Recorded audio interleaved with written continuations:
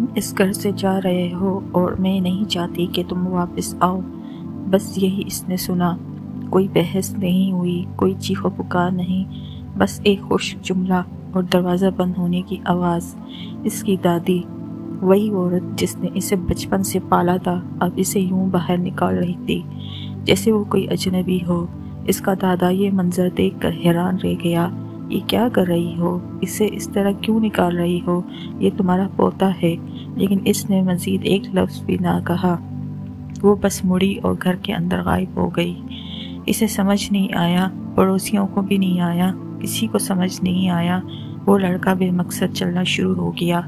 اس نے وہی کپڑے پہنے ہوئے تھے جو اس نے اس دوپہر دکان جاتے وقت پہنے تھے۔ نہ پیسے تھے، نہ فون تھا، نہ چابیاں۔ پہلے وہ ایک دوست کے پاس گیا۔ کیا تمہارے پاس رہنے کی جگہ ہے؟ دوست نے پوچھا۔ نہیں، انہوں نے مجھے نکال لیا ہے۔ مجھے افسوس ہے، لیکن میرے والدین کسی کو رات رہنے نہیں دیتے، اور سچ کہوں تو میں تمہارے لیے کچھ نہیں کر سکتا۔ وہ چلتا رہا۔ ایک اور دوست نے اسے آتے دیکھا۔ سب ٹھیک ہے؟ کچھ ہوا ہے کیا؟ میرے پاس رہنے کی جگہ نہیں ہے۔ کیا میں کچھ دنوں کے لیے تمہارے پاس رہ سکتا ہوں؟ اور تم یہاں کیا کرو گے؟ تمہارے پاس پیسے نہیں، تم کسی چیز کے لیے ادائیگی نہیں کر سکتے۔ نہیں، کچھ بھی نہیں۔ تو مجھے افسوس ہے، تم میرے گھر نہیں رہ سکتے۔ لڑکے نے اپنا سر جھکا لیا اور چلا گیا۔ وہ اپنی گرل فرینڈ کو ڈھونڈنے لگا۔ اس نے اسے گلے لگایا اور بتایا کہ کیا ہوا تھا۔ وہ پریشان ہوئی، اپنے والدین سے بات کرنے گئی اور دبی آواز میں واپس آئی۔ وہ کہتے ہیں کہ تم نہیں رہ سکتے، اور میں کچھ نہیں کر سکتی۔ مجھے افسوس ہے پیارے، لیکن یہ سب ایسے نہیں چل سکتا۔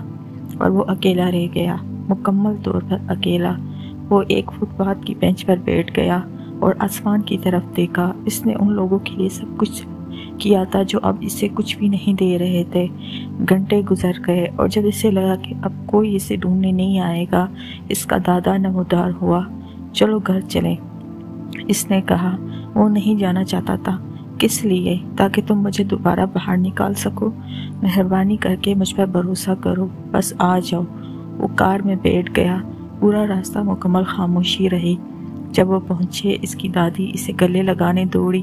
وہ پیچھے ہٹا، پھر دادا نے اسے بٹھایا اور سکون سے بولے، تمہاری دادی نے یہ ظلم سے نہیں کیا، اس نے یہ محبت سے کیا۔ وہ چاہتی تھی کہ تم اپنی آنکھوں سے دیکھو کون تمہارے ساتھ تب کھڑا ہوتا ہے جب تمہارے پاس کچھ دینے کو نہیں ہے۔ تم نے سوچا تھا کہ تم دوستوں سے گھرے ہوئے ہو، تم سمجھتے تھے کہ تمہارا ایک مضبوط رشتہ ہے، لیکن اس نے وہ چیزیں دیکھیں جو تم دیکھنا نہیں چاہتے تھے۔ ایسے لوگ جنہوں نے تمہیں استعمال کیا، جنہوں نے تم سے فائدہ اٹھایا، جو تبھی ساتھ تھے جب تم دیتے تھے، لیکن جب تمہیں ضرورت تھی تب نہیں، اور اسے تمہیں سچ دکھانا پڑا۔ لڑکا رونے لگا۔ دادی قریب آئی، یہ کرتے ہوئے، میرا دل ٹوٹ گیا، لیکن میں تم سے اتنی محبت کرتی ہوں کہ تمہیں جھوٹ پر یقین نہیں کرنے دے سکتی۔ اس نے انہیں گلے لگا لیا، کس کر، جیسے وہ بچپن میں کرتا تھا، اور وہ کچھ ایسا سمجھ گیا جو الفاظ سے سکھایا نہیں جا سکتا تھا۔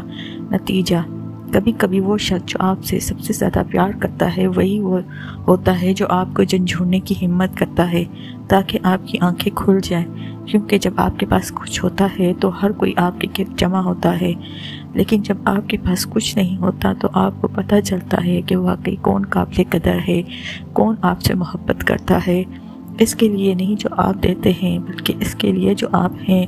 اور یہ سچائی چاہے کتنی ہی تکلیف دہ کیوں نہ ہو، آپ کو مضبوط بناتی ہے۔